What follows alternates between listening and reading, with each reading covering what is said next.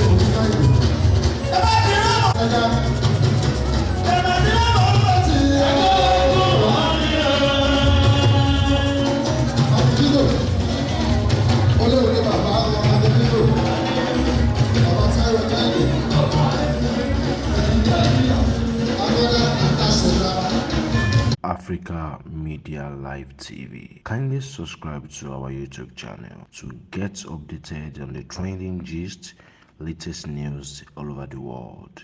Like our page, subscribe, and share with friends. Thank you.